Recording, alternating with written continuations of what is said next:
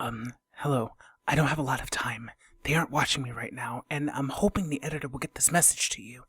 They've taken over again. Monarch. I don't know if we can stop them. They're really putting the squeeze on the podcast and the crew. I'm gonna do everything I can to fight them back, but you can help by going to patreon.com/WassesCastProductions. For less than the cost of stopping a hostile government takeover, you can support our show. You get bonus content, and they get to stay free from weird government organizations. Again, that's patreon.com/WassesCastProductions. Don't do it for me. Do it for yourself. Beyond logic, my ass. Anyway, enjoy the show.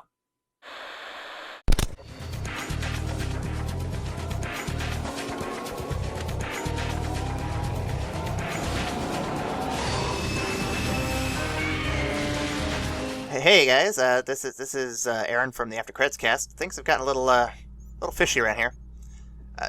We've got people watching us in the shadows. We got fish all over the floor. I don't know what this is all about. It's been a weird month, but as you've heard at the top of the hour, this episode is proudly sponsored by Monarch. But beyond logic lies truth. You know the drill. With me today, I've still got Nicole. Hey Nicole. Yep. Hello. Hey, what's up? It's kind of weird. Yeah. That you've been here as long as this whole month at the same time. It's definitely not. I mean, no. Definitely not. No, it's fine. Definitely not sus. I'm not sus at all. It's just. No, it's fine. All this fish, it's that time of the season where the fish just fall from the sky. Is that a season? I did not know that was a season. Yeah, you missed out on it sometimes because you were asleep. Oh, okay. Is that boat over there that fell down? Is that also a part of the season? Yeah. I was like, that's the third one I saw in the past 20 minutes. Yeah, no, they just come and go. Plus, you're not really good at keeping track of time. I guess it's the thing. Sure. I don't feel like I'm being gaslit or anything. Ryan is. What? No, of course not. Ryan is missing to some extent. I don't know where he is. He should be here shortly. Oh yeah. I think. Yeah, he texted me. He's running late. Running late, huh? Yeah. I mean, what else is new? The way you said that just sounds odd. Usually he lets me know that he's running late. I'm surprised he told you and not me. Oh yeah, he said he texted you. I didn't. But I didn't get anything. Get it. I didn't get anything. Oh. Well, weird. you know what? He's a good guy. I'll be patient. We'll see what happens. We'll get the intro stuff out of the way first. I'm sure he'll pop in when he's getting ready. Not sure where he went, but I'm sure he'll be here soon. You can follow us on the various platforms below: Patreon, YouTube, Apple Podcast, Acasts, Google something, iHeartRadio, Stitcher, TuneIn, Podcast Addict, Tumblr, Twitter, Facebook. Please talk to us on those platforms. You might be able to help us. Anyway, so What was nothing, that? nothing at all. Did you hear something? Nothing. No, I think my microphone's just a little bit buggy. Oh, again? Yeah. Okay. Nicole, this is normally Ryan's thing, but if they wanted to email us, what could they email us at? They can email us at I forgot the email. I never do this. I kind of okay. I normally just doodle while he does it and just tune him out. But you can email us at evacstation at gmail.com. At gmail.com. It's something like that. You'll find it. I'm sure Aaron puts a link in there. I'm sure if you just email a bunch of emails, eventually you'll find us. Yeah, it'll be fine. The theme song, according to the note card in my envelope here, says that it is from the animated series of Zilla. Interesting. Interesting. All right. Let's jump into some notes here, and we'll just dig in this envelope here. I'm sure. Like I said, we'll all be here soon. Let's see. Yeah, it's fine. The writing of this envelope is in blood. No, that's not blood. That's chocolate. It looks a little red to be chocolate. It's that special chocolate, that European one. Oh, I guess I never had European chocolate. I don't really care to try it. We'll just walk past this and move on. I'm sure it's fine. I'm sure they couldn't find a pen, is what it was, honestly. Yeah. Anyway, today's episode covers 1998's Zilla. Not redacted, huh? Odd. There's something else in front of the word Zilla, but it's crossed out. Probably not important. I don't think. Anyway, it's written it's fine. Written by Dean Devlin, not Duke Devlin, Dean Devlin, Ted Elliott, and written and directed by Roland Emmerich. Huh, that name sounds familiar. The film grossed a worldwide total of $379 million, which is 3 times what it cost, or pretty close to it. And it apparently was the third highest movie of 1998 in terms of grossing. Damn, it was. There was not a lot out in 1998. I think the list. It's a fucking short list. Oh, dear. The cast includes Malcolm Danare, Doug Savant, Arabella Field, Harry Shearer, Michael Lerner, Kevin Dunn, Hank Azaria. I think there's also a third member of Simpsons I didn't put on this list because they're lower on the list, but they're in there too. Maria Patillo, Frank Welker, Jean Reno, and Matthew Broderick as the Worm Guy. The Worm Guy. Yeah, that's the thing. When you're in the military and you get the name the Worm Guy, you have to assume he's either the toughest dude in the block that he accepted the name Worm Guy because he'll kick your shit in, or he's like the bottom, like omega of the list. Like you just knock his shit around. Like he can't fight you on it. He's just stuck with it. That's why he's the Worm Guy. He'll just take anything. He won't take it. He's just giving it. He just has to stick with it. Oh God! Watch out for the worm. Well, I got some awards here. I got a few awards. There's a Saturn Award for Best Special Effects. What the fuck's a Saturn Award? So it's for like sci-fi, fantasy, and horror. Okay. Yeah, they have a few. They have a few good awards that I'm really into. So okay. Right. There's a BMI Film Music Award that goes to David Arnold. There's a German Bogey Award in silver, which so the German Bogey Awards. I don't know if you know, Cole, since you do German stuff. It is. I do German stuff. I think it's tied to how they do in the box office, and we usually get Bogey Awards that are in gold. So silver, I assume, is a step down, not as good, but I don't know. Yeah. There's a COLA Award for Production Company of the Year. There is a European People's Choice for Best European Director. Okay. I didn't realize that Roland Emmerich was European. And a Stinker Award for Worst Screenplay from a film grossing over $100 million. And 2 Razzies for the Worst Supporting Actress. And the Worst Remake / Sequel. And it actually tied in this category with The Avengers and Psycho. Damn. Yep. And for those who, but yeah, she earned that Worst Supporting Actress. Yeah. For those who are curious, we don't mean The Avengers of 2000 and something. This is from 1998, so this is like the British Avengers. So yeah, I think I remember that one. Yeah, I've never seen it, but I've heard about it. It's a thing. Yeah, it's pretty bad. Well, so the fun facts science corner is still empty over there. I don't know where Ryan is. Nicole, I guess here's the sheet from the envelope. Do you want to? Yeah. Okay. I guess. Do you want to try reading it? Yeah. I guess I'll scoot over to that corner right over there. Yeah. Ew, there's so much crap over here. Does Ryan ever clean this? I couldn't tell you. You know, I try to let him do his own thing and let him do his. Oh my god! I think this thing is moving. Oh, don't move that! Don't move that! No, what is that? That is what there is for a reason. Please don't touch that. What is that? Ryan's here. Scoot. Oh, Ryan. So Ryan, where have you been? I was just running a little behind. Sorry, y'all. Did I miss anything super important? I mean, we discussed the intro to the film. We talked about who was in it: Duke Devlin, Harry Shearer, stuff like that. The worm guy. And we also talked about how this is the worst remake, apparently. Yeah. You know, it's not the worst remake. Come on. And Brian, I'm giving you a look right now. I still can't see it, so that's great. In the meantime, I've got some for real facts for y'all while I completely ignore this look that I'm getting. Toho Studios gave the American creators a 75-page dossier of what they can and cannot do with Zilla's character. This includes the following rules. Zilla cannot eat people, only fish. Monarch has a weakness. He has to have 3 rows of dorsal plates. Find the broker. He has to have no less than 3 toes on his feet and 4 fingers on his hands.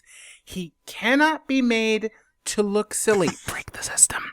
He also cannot die in the movie. These are some weird things. Also, did you get any static while Ryan was talking? No, I didn't hear anything. Nothing. No, that sounded all legit to me. I hope not. This mic has been going really good. Please don't tell me it's fucking up. Well, I might just be hearing things. It's nothing at all. Nothing at all. All right, well, nothing Nothing at at Nothing all. at all. Stupid, sexy Flanders. Anyway, so almost all of the points I mentioned earlier were completely disregarded. And according to Patrick Tatopoulos, I wonder where that name came from, the only specific instructions Roland Emmerich gave him was that Zilla should be able to run incredibly fast and that it shouldn't resemble a dinosaur too closely. I've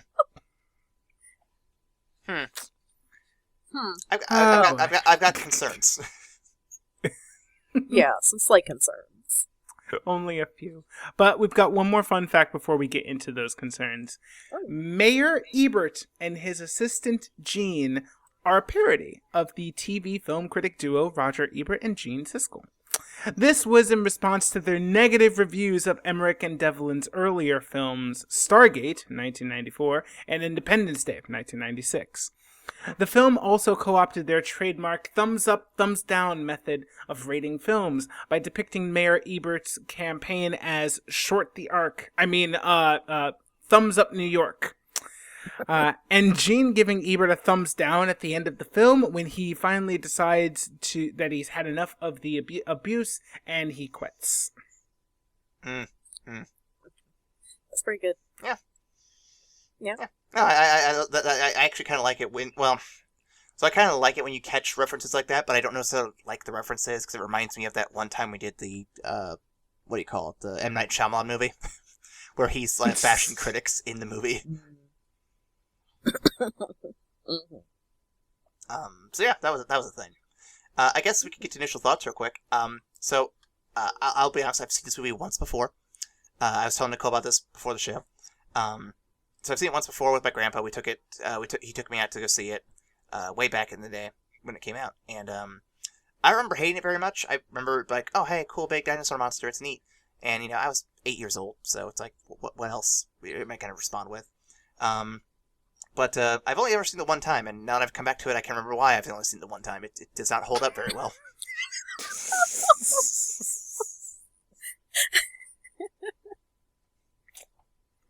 Oh, God. Nicole, how about you? Mm-hmm. Oh, I've got a list, Ryan, so if you want to go ahead. All right, well, I can see that I'm going to be the odd man out on this one. It's very interesting for me because I remember loving this movie as a kid. You and would. Yeah, I would. And watching it again, like, I can absolutely see the flaws in it, of which there are several. But it scratched that nostalgia itch for me. Oh, the and rose I couldn't tinted help glasses. but smiling through it. Mm-hmm. So I enjoyed watching it again, and I'm gonna have fun poking fun at it. But it's a movie that filled me with enjoyment. So I'm glad we got to watch it. Nicole? Yeah, these are all my notes. This thud. Those multiple notebooks? Oh no. Yes, multiple notebooks. I wrote a thesis on this. Oh, God. It might be published, so look out for that. So yeah, like Aaron, I only saw this once when I was a wee child, probably around 8 or 9, like him.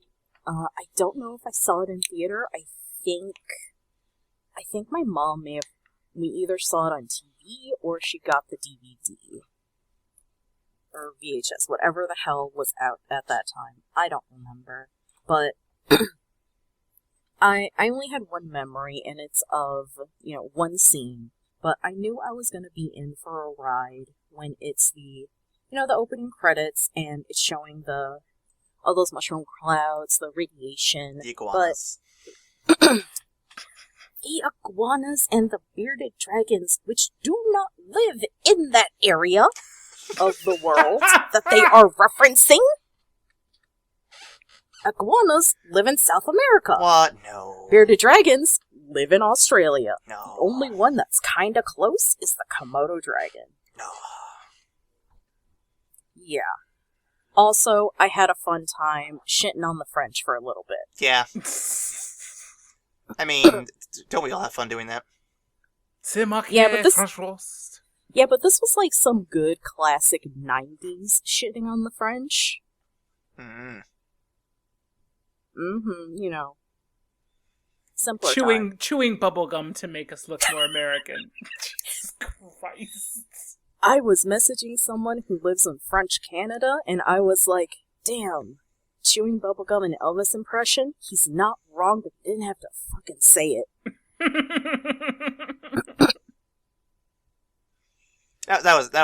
There were some moments that were entertaining. That was one of them, for sure.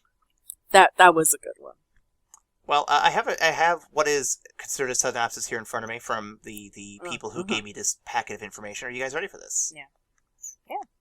As ready as I can be. I mean, it looks like they ran out of pen again for this one too. Yeah, just more chocolate, I guess. I don't know. Yeah, no, it's chocolate. I told you, it's that European kind. I don't believe you, but okay. Look, the French do some weird stuff.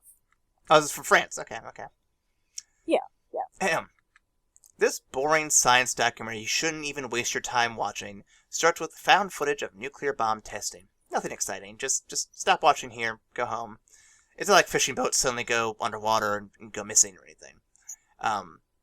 We then focus on Nick Tattoo Plus, who likes worms. He's in Chernobyl and is pulled in by the military from his weird worm project to solve a mystery of why it's always raining in the city that never sleeps, Las Vegas. Meanwhile, Jean Reno, long before his Onimusha 3 appearance, has arrived to solve the mystery of the rain. Before long, a creature the locals of Las Vegas call Zilla appears.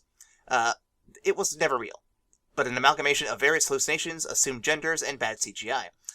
It was a cover-up for the acts of terrorism the military performed in an effort to stop the rain. Several buildings are destroyed, and it is the worst incident seen in Las Vegas since the World Trade Center bombing, according to the mayor.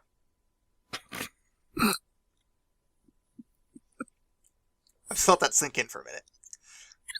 Just gonna let it hang. Meanwhile, Nick Tex Plopatas is in the underground parts of Vegas with the Frenchman, looking for the next of the fake Zilla creatures. Looking for the nest. This is the word nest. Nest of the fake Zilla creature. Meanwhile, Zilla is killed by more acts of terrorism, and the mayor declares that the military's terrorism is a mission accomplished, and decides to lift any and all mask mandates, and I mean evacuation orders. Totally, 100% perfectly safe. Now in Vegas. It was a 1-2 punch of references there. But Nick finds the CGI amalgamation has indeed spawned more CGI creatures beneath Madison Cube Gardens. The creatures try to eat them, and because they have developed a taste for human flesh. But Nick Titty Poo Poo has his girlfriend managed to get a message out to the military to terrorize the building. They escape just as the bombs go off, killing all the CGI spawn, but Zilla has an extra life and is pissed off about the total party wipe.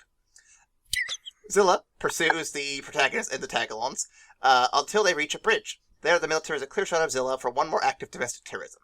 The creature is officially dead by the books, but the camera then returns to the bombed gardens to reveal one unhatched egg, teasing a sequel that was destined to never happen. Welcome to I Hate Your Taste in Movies. I'm Jackie, and I love action movies, but I really hate horror movies. I'm Jen. I love horror movies, but I just can't stand musicals. And I'm Austin. I love all things musical, but I absolutely hate action movies. Join us each week as we share our all-time favorite movies with our friends who will just rip them apart. You can listen to us, I Hate Your Taste in Movies, on Apple Podcasts, Spotify, or wherever you find your podcasts. And don't forget to follow us on social media. We're on Twitter at I Hate Your Taste and on Instagram at Hate Your Taste Pod. Join us as we put our friendship to the test every week and learn surprising things about each other. Like how Austin saw the movie Pitch Perfect in theaters 12 times. Which is perfectly acceptable. Or how Jackie played with oil cans as a child. Normal childhood behavior. Or how watching a zombie movie makes Jen want to eat chicken wings. There is absolutely nothing wrong with that. We release new episodes every Tuesday. And for the record, I hate your taste in movies. That was one of the more fun synopsises. Those were spicy references, my dude. That was pretty spicy. Now, correct me if I'm wrong, the city that never sleeps, that is usually referencing Las Vegas, right? Oh, yeah, totally. So I'm pretty sure I heard it in reference to Las Vegas, so why did they use it for New York? Oh, weird. It was bizarre. Yeah. Bizarre. I don't know. Yeah. How bizarre. How bizarre. How bizarre. Sorry, too much TikTok. Oh, you're fine. So I have discussion questions. Before we get into it, though, who wants to go first and just kind of lay it out on the table what their thoughts are on this one? Hot take. This is actually a very fun movie. Okay. And I enjoyed it. You fucking would say that. Yep. You fucking would. I like some of the changes they made to it, and while I don't consider it a true Zilla movie, I enjoyed it. I enjoyed the interpretation. As the last Godzilla movie, I was rooting for Godzilla and not the people in the film, and I think I see a question here that I'll go more into that of why I was supporting Godzilla in this film as well. Oh, okay. Well, let's just start with some questions then, while we have them here. Would you agree with the interpretation that this film is critical of the military and how the over-reliance on the military-industrial complex risks hurting the citizens it's meant to protect? Ooh, out the gate! My bro, that's the first question! My guy! Out the gate we swinging tonight. Out the gate. Yeah, damn!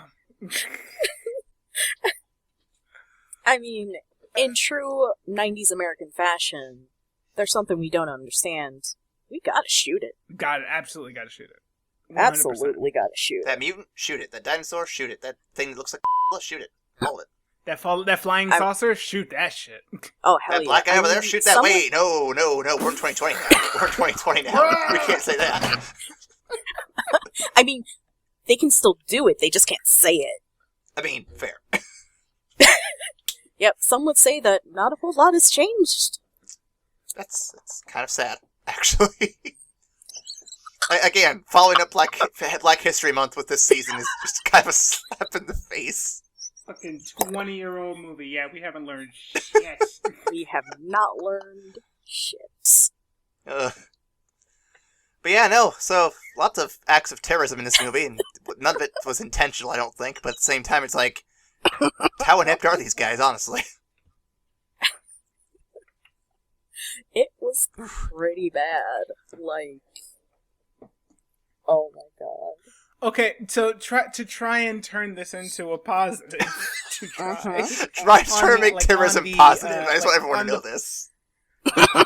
No! So Ryan is pro-military, is what Damn I'm it, don't hearing. twist my words.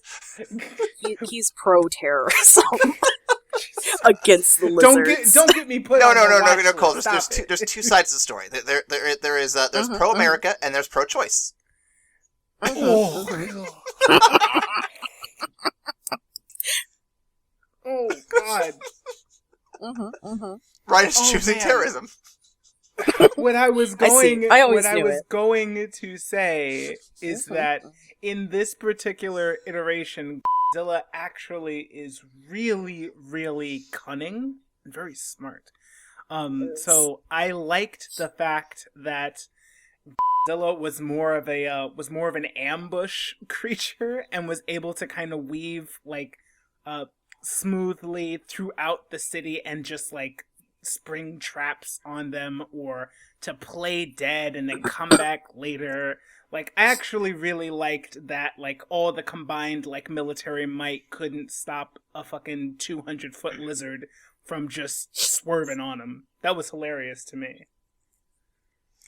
So that was kind of the reason why so much collateral damage was happening, because they were just like, okay, we'll just shoot it, and it's just like, nah, bye, bitch, and then you're not wrong. It is funny, but it's also got a Looney Tune vibe to it.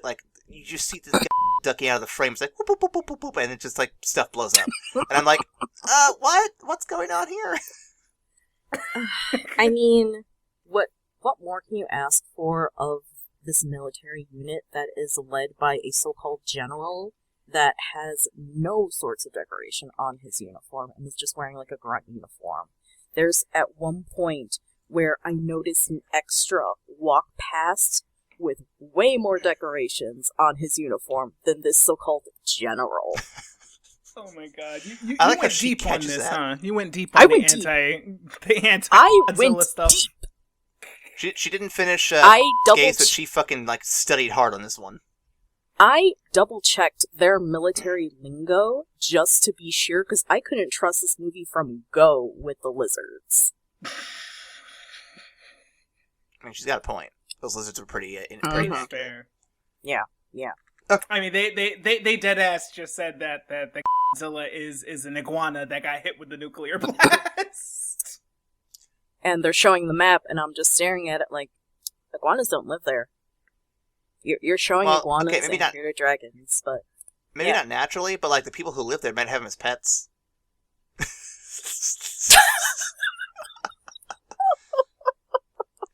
Be like, oh no, there's my pet iguana. He mutated into a giant horrible monster. Oh no. Oh damn, not again. Just like my last pet. It was a big alligator. And then the rock killed it. Like we said, people who can't take care of pets don't deserve to have them, Aaron. Otherwise, you get this. Yeah, I guess. Okay, so swerving a little bit here. Have you seen any other films with Matthew Broderick? And is he a better actor in those? Or do you think he just wasn't given much to work with? Because I can't think of anything else I've seen him in. The two things that I can think of are, the two movies that I can think of are Ferris Bueller's Day Off, which I attribute most, like, being a cult classic primarily to the writing. Yeah. And the live-action remake of Inspector Gadget. Do y'all remember that shit? Oh god, I did see that. He was Inspector Gadget. What? And that wasn't very good either. That man was Inspector Gadget. So I'm gonna write him off as an actor who I don't think is very good. Yeah. That being said, I also don't think he was given much to work with either. Also, yes. I think it's a combination of the two things. Oh god. So I'm scrolling through his IMDb. Okay. And, he was in B-movie. He was in the meme movie. Wait. B-movie, like the Seinfeld B-movie? Oh, what? That's Jerry Seinfeld. He plays the bee in the B-movie. Mm-hmm. Okay, so that one. Okay. Yeah, that one. Man. He was also in Lion King 3. There was a third one? Yeah. I knew about 1.5 and 2. I didn't realize 3 existed. He did all. He's Wait, the voice of he voiced Simba? He voiced Simba, yes, now that I'm thinking about it. He voiced Simba in the original one. Oh, did he? Yeah. Yeah, so he's That's got what I'm some seeing voice here. acting chops. Okay. Okay, we just can't see him on the actual We just don't look at his screen. face. Just have his voice. So if he wears a bag over his head in his next movie, he'd be fine. Oh Yeah. my god. This poor fucking actor. Look, it's fine. Just get a cardboard cutout of him and then just dub the voices over. It'll be fine. Speaking It'll of equate to bad like the actors, same thing. Speaking of bad actors, I want to just ask about the love interest. I don't remember her name, Probably not. but like, also she seemed like she just was not in it at all. Like, she was just mentally not there the whole time. Am I wrong? That part was not written, like, at all well. Like, at all. Like, okay, so Honestly, when you say we love could've interest, do you mean like the ex-girlfriend or like Yeah, the first ex-girlfriend. kind of pseudo? Okay, I wanted to be sure because like the pseudo like love interest paleontologist who does fuck all and for some reason is kept on this project even though she's contributed nothing. Yeah, why would a paleontologist tell you about this? To be fair, though, that's because like Nick Totopoulos was like the protagonist of protagonists who is completely out of his depth yet comes up with every single correct answer when he's given the question. Mm-hmm. The paleontologist was also a thirsty hoe. Can you just say that? And she Like- had the simp with him, with her. Oh yeah, she did have a simp, and of course she did the classic like taking off the sunglasses, eyeing Nick up and down like you a thirsty hoe. I know why you joined this project. At least, I wish they'd let her character do more stuff, because she seemed like she was a more interesting person. The reporter chick, just like, what, she was just like, what, it was nothing. And like, you could have cut her out of the whole movie, and like, you wouldn't have lost anything. You could have. Could we have had, like, that whole news subplot just be about Animal? Yeah, he would have at least been interesting. We really could have. Like, Hank Azaria was carrying that. Like, that whole he was subplot. not very good at his job as a cameraman, but, like, I liked watching him more than whatever the reporter was. Mm-hmm. He had moxie, though. He was chasing them shots. He did have moxie, but as I have here in my thesis, here we go. He's a pretty shit cameraman. Yeah. He's pretty shitty at his job. Like, he got way too close to his subject and, like, put himself in a really bad spot multiple times. For that kind of camera, which I did recognize, you do not need to be that close for a subject, like, that big. Plus, as he was running, he could have, like, prepped the camera. Plus, he took it from his news van, if I remember correctly. Why was the camera not already prepped? Because if they don't show you him prepping while in an action scene, it's not as tense or exciting. It also is just kind of slapping a tape in there. But you can't get a cool action pose of him slapping and taping to his camera unless he's actually in an action scene. If you just see him do it like in a chair in a van, you can't make an action shot out. You can't make a poster out. He could have been a total badass about it and like getting his camera gear ready. You know, this hulking camera that weighs like those things are heavy, especially like the TV like station ones. Those things are fucking heavy. And he's just like he's gunning it with this thing. He should have had it on his shoulder instead of just, you know, carrying it by the handle. But, you know, it's just another thing that he's bad at. Yeah, he was a special case. And I think he's Professor Frink and Mo Sizlak and all those guys all in one person. Again, notable voice acting work. I'm not saying he's a bad actor. Yep. I mean, I've seen him in Friends, and he was pretty good in that, too. I mean, he had spots. Anyway. Yeah. How do you feel about Roland Emmerich in general? I think he makes good summer blockbuster movies. I think that's his shtick, and I think he knows what it takes to get asses in seats, and he does that well. That is his thing. I mean, this movie absolutely gave me Independence Day vibes. So it's just like, yeah, and there's the 7-year-old in me loved that shit. So of course I got a warm fuzzy feeling with all like the summer blockbuster-ness of it. And I remember all of the marketing that was being done for Godzilla. Holy hell, they were going nuts with it. They were pushing pretty hard, if I remember right. Yeah. He knows his niche and he sticks with it. I'm looking at his IMDb and like it's pretty like disaster movies. It's pretty like consistent blow up stuff. Yeah. Disaster movies, not just for like directing, but also for producing and writing as well. Mm-hmm.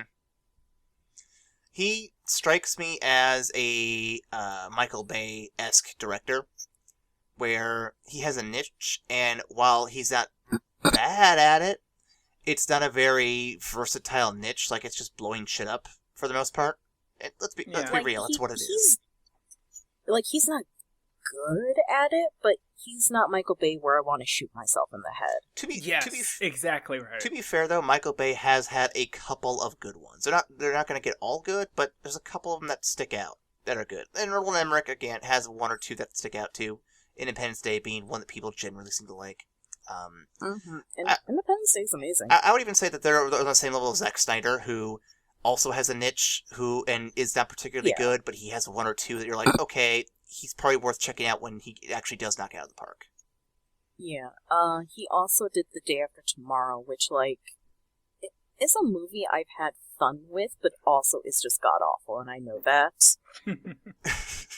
Yeah, I mean, like not every movie has to be, like, critically acclaimed sit down and make you think about life. Sometimes you just want to go for the entertainment. You just want to go to see ridiculous lines, like current cutting edge. I'm using big ass air quotes for that, but cutting edge CGI and explosions. And some people know how to do that pretty well, and they do it, and they know how to turn a profit on it. Roland Emmerich is one of those guys. Yeah, he's also done a lot of writing on the Stargate series. And I really like the original Stargate. The problem... Yeah, he's done go ahead. The problem I have, though, is that while he does have something he's proficient with, he doesn't seem like he's very good with maybe like communication or good with cooperation, because like we said earlier in the fun facts, he's given a whole list of things to do that he has to follow for like how to make this character for his film, and he just kind of disregards the whole damn list.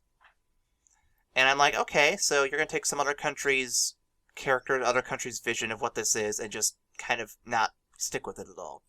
So then why would you bother using the name in the first place, other than just to get butts and seats? Because that's exactly why. that's literally it. Butts and seats, man. Butts and seats. Yeah.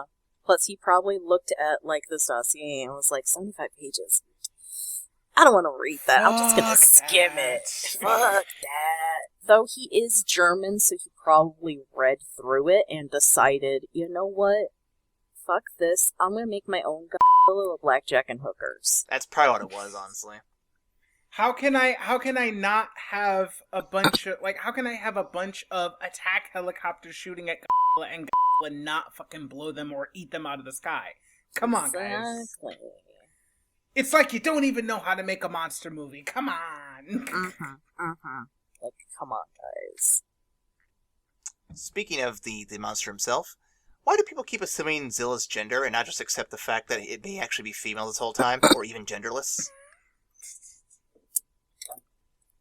This brings me to the other part of Article 5 of my thesis, notebook number 3. I will read here verbatim. Godzilla said ace rights, and the U.S. government said fuck ace rights. Oh my god! Oh, why did I try to drink water at that point? Also, here it's a little towards the end, but Ace Zilla is no match against balls. Yeah, and I'm just like, you know what? Mood. I feel that. All right. Okay. Ryan? I don't know how to follow it. Look, said ace fucking rights, and I'm just sitting there waving my ace flag like, you get him, Zilla. You show that government who's boss. I just love that there was a whole scene where they kept saying, he laid eggs, he's giving birth, he's doing this. I'm just like, okay, guys, so maybe it's not a he anymore? Can we stop just assuming that for, like, all 5 minutes? I know it's not a big deal, but, like, typically the female of the species gives birth, and you've just been assuming this the whole time. Maybe just say, it's laying eggs, it's giving birth. Keep it simple. Yeah.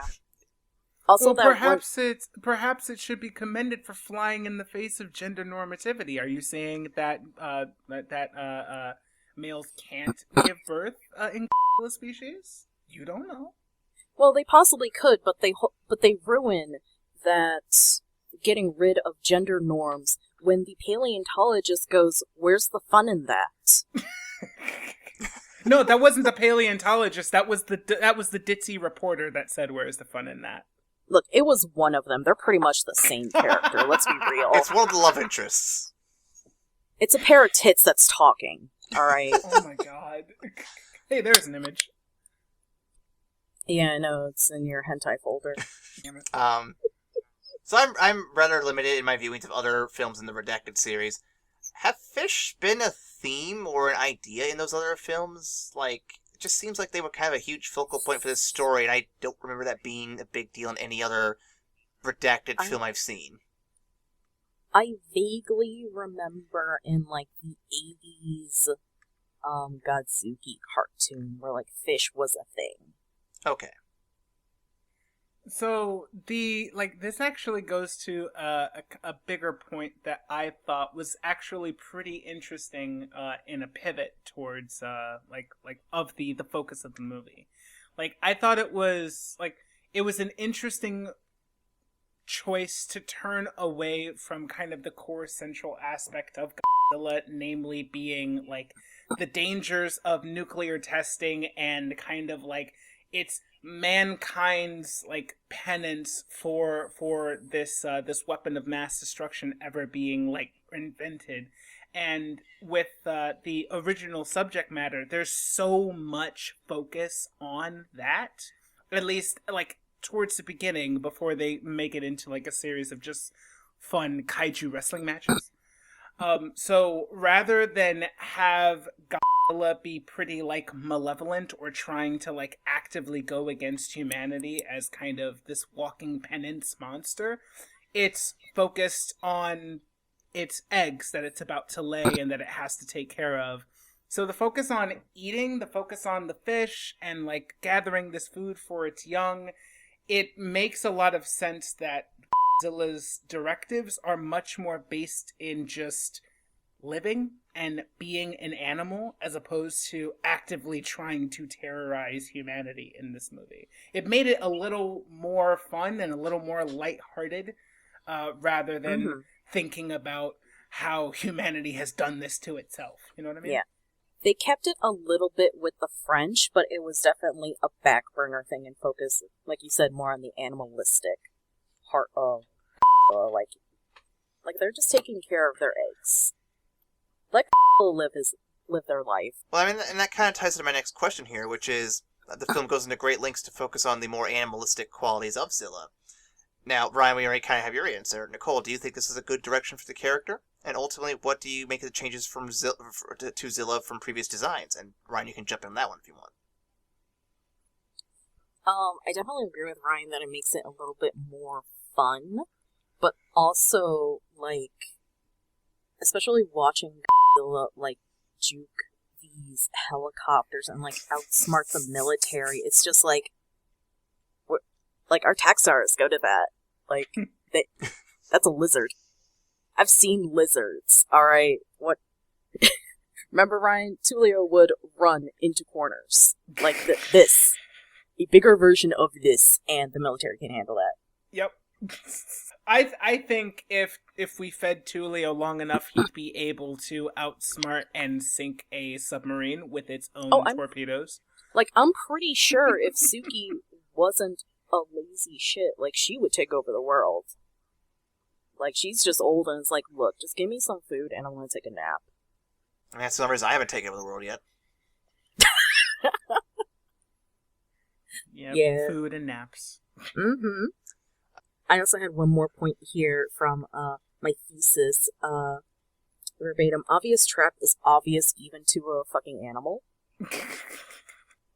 Yeah. Also, Godzilla became a ventriloquist for a hot second, and I was like, how the fuck are you doing that, sir? Dude, that's the power of being a lizard. Also, if they knew he was a lizard, like, there are so many better ways to go about this military. But that's what happens when you have a non-decorated general leading the SWAT team. They're not even military, they're a SWAT team now. Oh my god. Yeah. I will say I do Just agree shoot with it! Fire everything!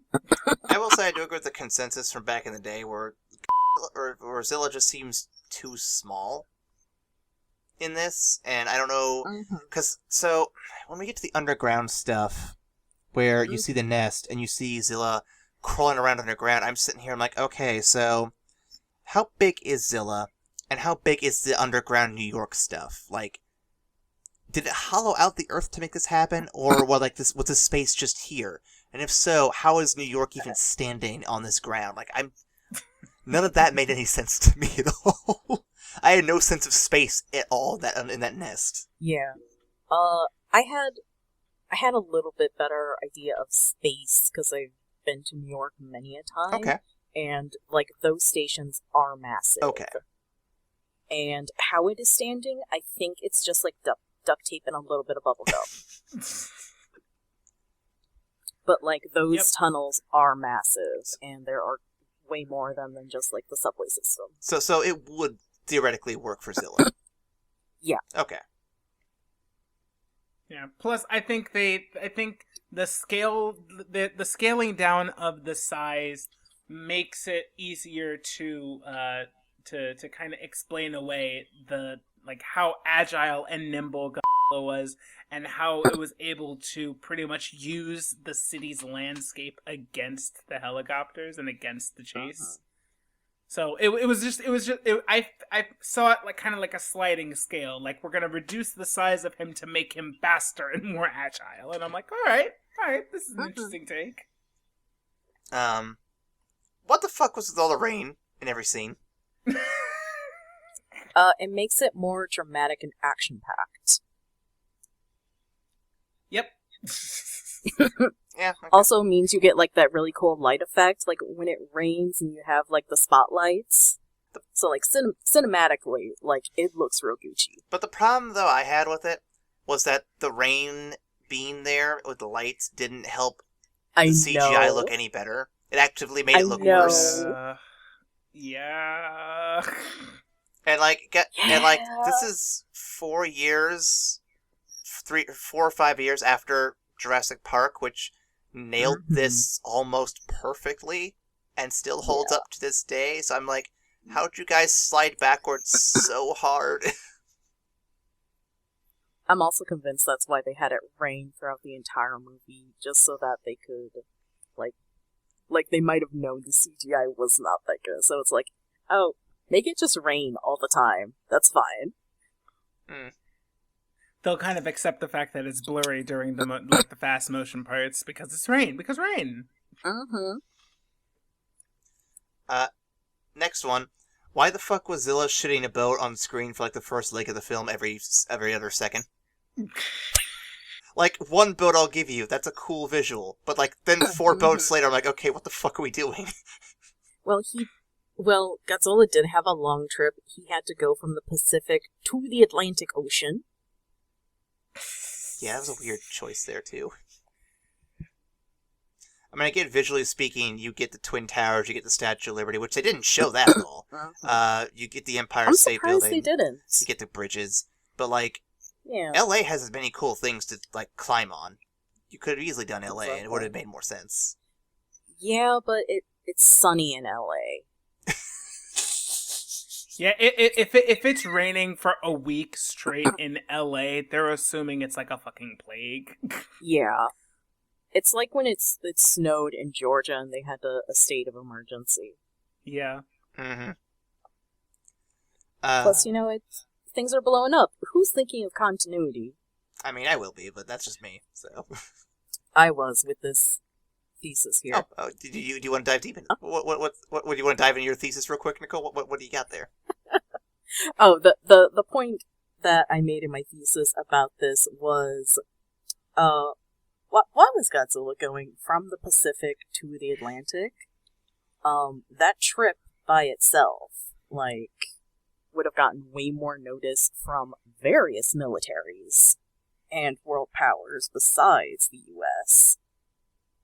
Also, if it's just going to breed, why not would it just go along, stay in the Pacific? Well, so, the traveling logistics, not so much the reasoning, but at least getting there. Well, if it's following any of the lore of the Zilla franchise, I would assume that it's going to use a Hollow Earth thing to get from one part of the planet to the other and not be noticed. Of course. Yeah. Also, probably ran into the Nazis there and made a left turn at the North Pole. Maybe. But as for why... You know what? Yeah, As for why, though, that doesn't really make sense, and I agree with you, because the Pacific Ocean, from what I understand, is typically warmer. And it seems weird you'd go out of your habitat to go to colder and more northern waters. Especially for a lizard. That is already from, the island is tropical. That's a really weird... Yeah, I mean, it's a good thing to notice, but it's one of those weird decisions where the only thing I could think of is they wanted to film in New York, and they couldn't think of any real reason to do it, other than just, now he's here. Exactly. Yep. They just hope people wouldn't think about it. We're just gonna show a map with a red arrow that points towards New York and be like, and that's where he's heading, guys! Oh, shit! And that's it. Also, so from what I understand, we've seen attack Japan. We've seen him attack New York. So in King of the Monsters, where was that fight located at the end, Ryan? I can't remember. Was that also New York? Boston. I think it was Boston. Fenway Boston's Park. a pretty similar area, but yeah. So we've seen him attack basically 2 places.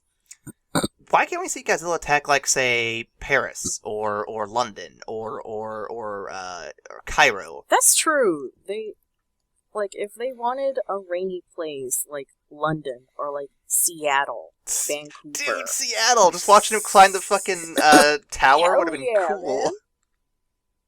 Yeah, plus it would have made, like, if they wanted to keep with that idea that Godzilla was traveling to lay their eggs.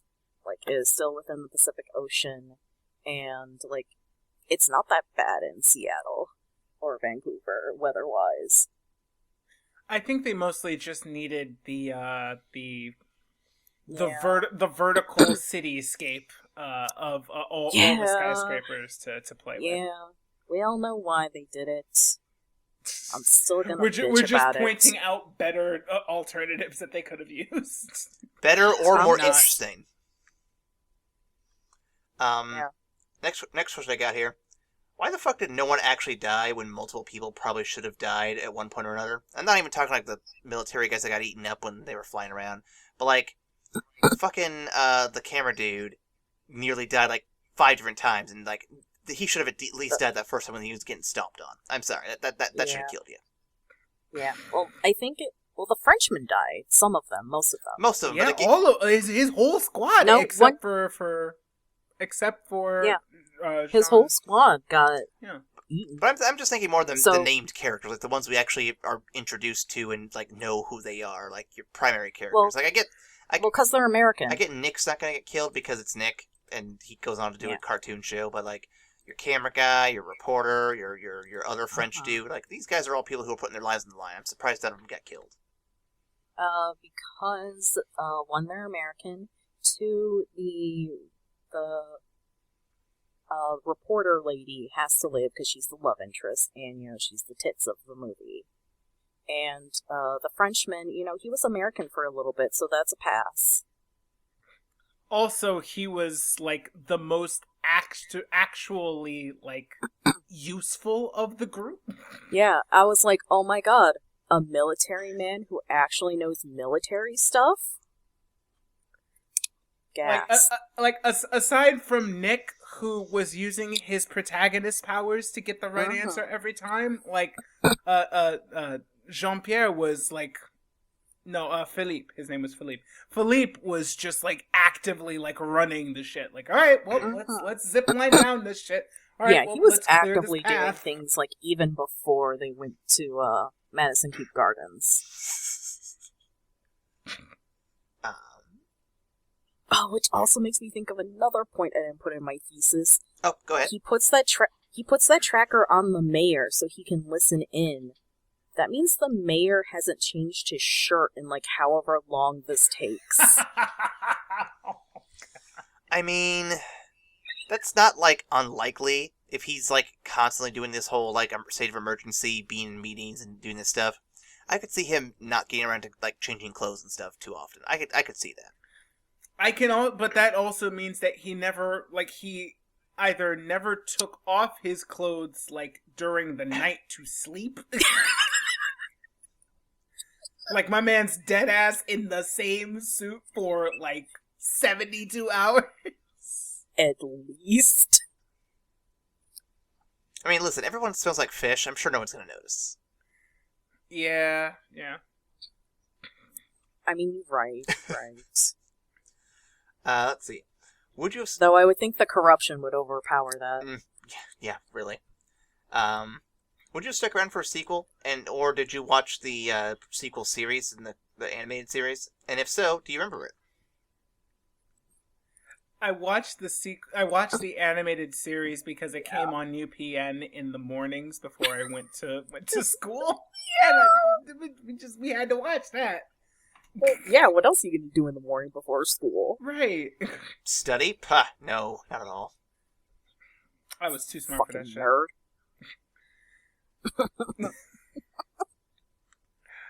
No, but I mean, like this is a movie that didn't need a sequel. Just like I don't think Independence Day really needed a fucking sequel. Like some movies no. you could like, especially like good blockbusters, they can just be self-contained. Mhm. Wow, that was a lot of fun and a lot of shit blew up. Now we're ready to move on with our day. Like, it doesn't need to be milked multiple times. Yeah, there are just some things that you can just let hang, like the line, "That's a lot of fish." Yeah, that was an awkward delivery for sure. That was an awkward delivery. He didn't even give him a response. Like, he tried. He just looked at him. He just looked at him, opened his mouth, and closed his mouth. Like, I'm not even gonna validate that with a response. I'm just gonna pretend you don't exist. Like, I don't get paid enough for that. Like, did you want me to ad-lib a line for this? Nah, fuck out of here. I Not my contract. I will agree with you, Ryan. I don't think it needed a sequel, but here's the thing, though.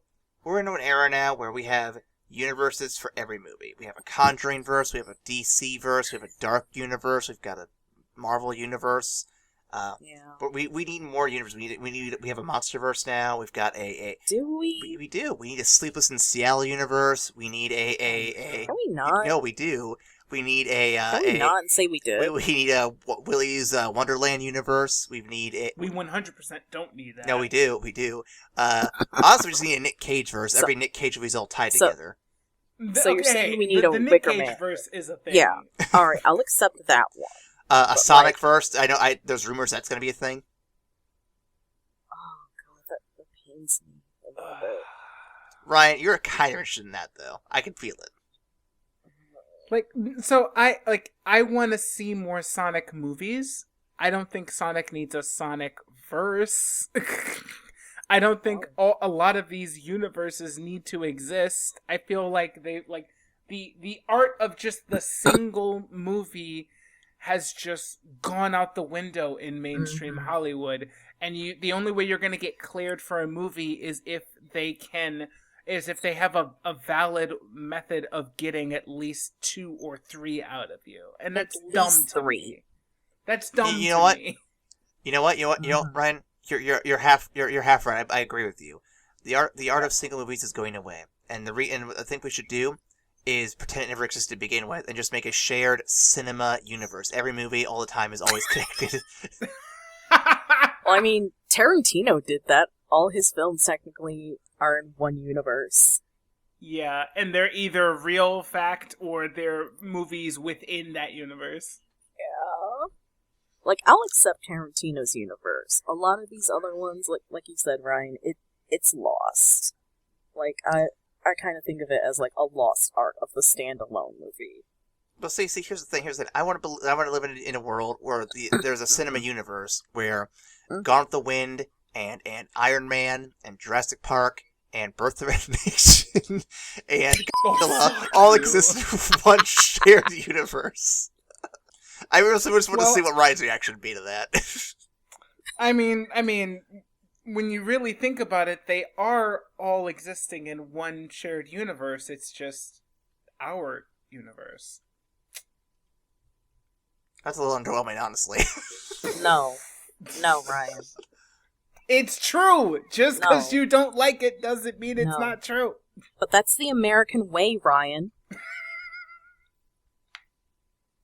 That's too real. Nicole, please. Nicole, please. I'm just saying, I want to be able to watch Sausage Party. Isn't a thing. I'm just saying, I want to be able to watch Sausage Party and then find out that there's a clue in there that leads me to thinking that Gone with the Wind is a clue that leads to the next identity of the villain of Marvel Cinematic Universe, round number 5. No. Yes. Absolutely not. I want a film scavenger hunt that's worth nothing to me.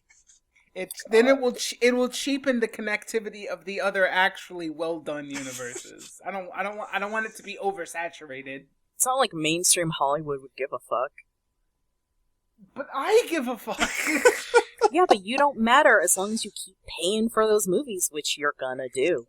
And that's all that matters. Because you want to see those X-Men, Ryan. You want to see the X-Men. Mm-hmm. Fuck. This makes me sad. They got you by the balls, man. Anyway, next question. We've gone to the darkness that is the Hollywood universe. Now that we've broken Ryan, next question. Last question I got here. Was Japan right to trash this movie when they referenced it in redacted Final Wars? Why or why not? Oh, 100%. 100%. 100%. 1 billion %. Now, I know Ryan and I have seen it. Nicole, did you see Final Wars? I believe I've seen it once. Like, I have vague memories of it.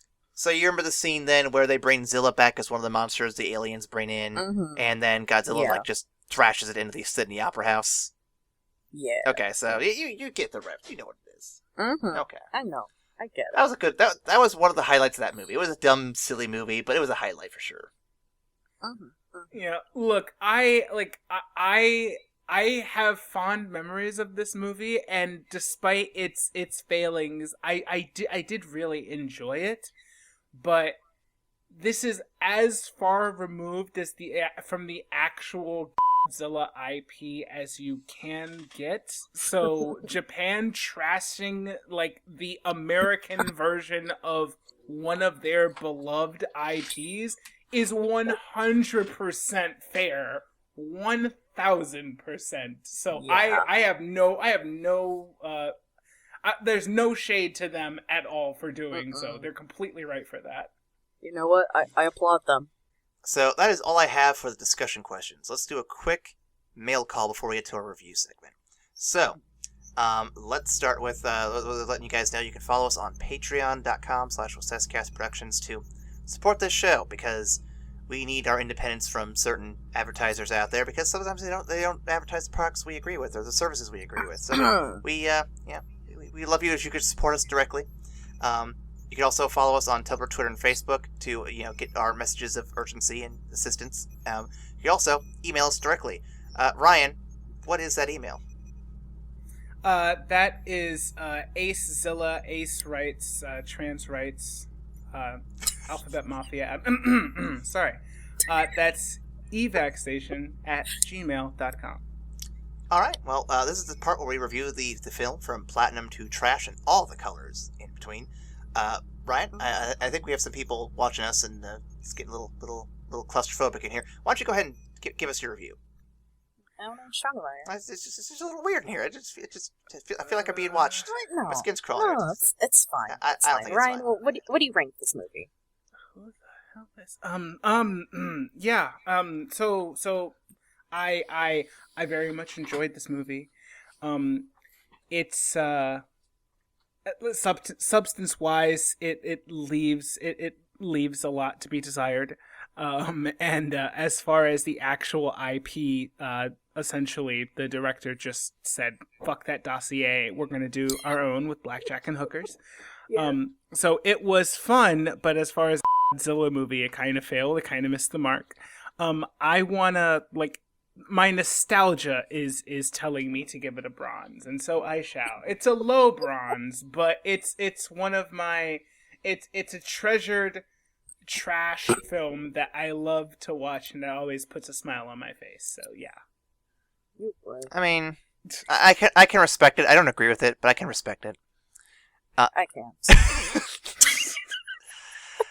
I guess I'll start. So, like I said, I got some memories of it, and I just seen it one time. But I don't hate it, but at the same time, it's lacking. So I'm probably gonna give it a stone, maybe, I think. And wait, what? Guys, they kicked down my door. What's going on? Oh, they're grabbing me. Guys, help! What?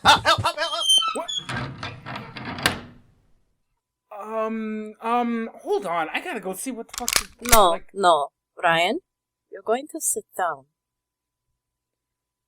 Where'd you get that gun, Nicole? Let's not worry about that. I believe it is my turn to rank this movie. And I'm going to give it 6 bullets and 1 in the chamber.